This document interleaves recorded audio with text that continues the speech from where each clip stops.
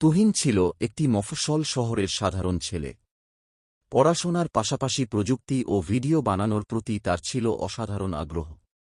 কিন্তু তার আশেপাশের মানুষজন ভাবত, ইউটিউব করে কিছুই হবে না, এটা কেবল সময়ের অপচয়।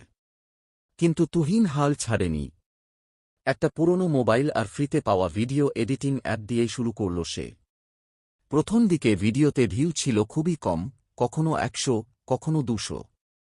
কিন্তু সে নিয়মিত ভিডিও দিতে থাকল, প্রতিনিয়ত নিজের কাজের মান উন্নত করল, দর্শকদের মন্তব্যে মনোযোগ দিল এবং নিজের ভুলগুলো থেকে শিখল। প্রায় 6 মাস পর একটি ভিডিও হঠাৎ ভাইরাল হয়ে যায়। ভিডিওটি ছিল কম খরচে স্মার্টফোন দিয়ে ভিডিও বানানোর উপায়।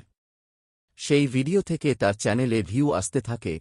তুহিন এখন একজন পূর্ণকালীন কন্টেন্ট ক্রিয়েটর। তার নিজের স্টুডিও আছে, টিম আছে, আর হাজার হাজার মানুষ তার ভিডিও দেখে। সে প্রমাণ করেছে, ইচ্ছা আর অধ্যবসায় থাকলে ইউটিউব থেকেও সফল হওয়া সম্ভব।